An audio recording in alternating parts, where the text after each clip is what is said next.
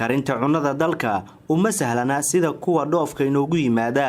maqaayadan lagu iibiya raashinka Soomaalida dhaqan ahaan ay caanka ku tahay waxay ku taalaa degmada Yaaqshid gaar ahaan suuq Bacaada. iibinta raashinka dalka caadi ahaan magaalada way ku soo badanaysaa, laakiin macaamiisha halkan waxa u dheeri ah in digirta iyo galleyda lagu cuno moos oo caadi ahaan maqaayadaha kale looga bartay in baasto ama bariis lagu cuno.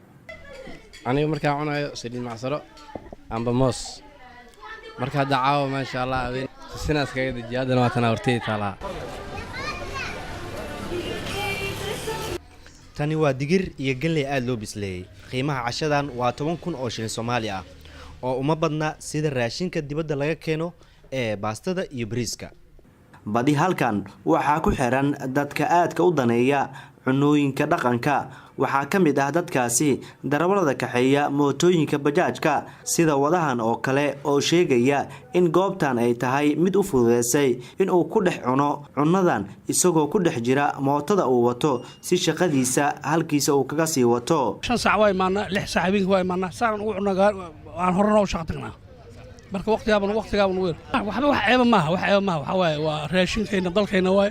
maqaayadan oo magaceedu yahay Shaawe ayaa dadka yimaada isugu jira duqow, dhalinyaro iyo hablo, waxaana ay amaaneen cunnada digirta iyo galleyda ee halkan lagu kariyo.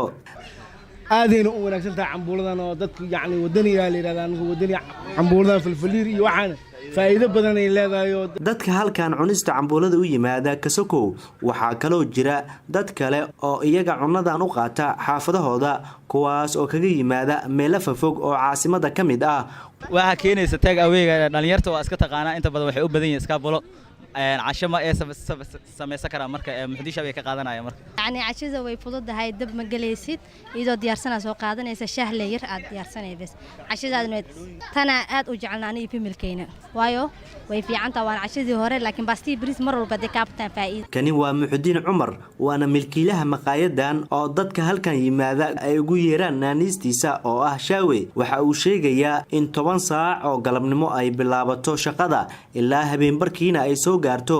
sidoo kalena dadka halkan yimaada ay gaarayaan qiyaas ahaan 500 ilaa 700 oo qof. waxaan meeshan furay 93 waxaan ilaa marxaladooyin kala duwan soo marnay qamadiga iyo digirta iyo galleyda iyo masagada 24 shaqo karina iyo salbukada marka marxaladooyin kala duwan ay soo mareen mar heer hadda heerkan hadda waxa waa heerkii baalkii wajiga saddexaad cambuulada marka marba si ilaa 3 saac ilaa 4 saac ilaa 5 saac 6 saac 7 saac ilaa 8 saac aan inta joognaa. waxaan karinaa 1 2 3 aan karinaa oo baarta halka ugu dambe hadda halkan oo kii labaad hal saddexaad waxaa jira ilaa 4 saac oo dadka saacadaha dambe la yiraahdo maaragtay ay saas u qaataan.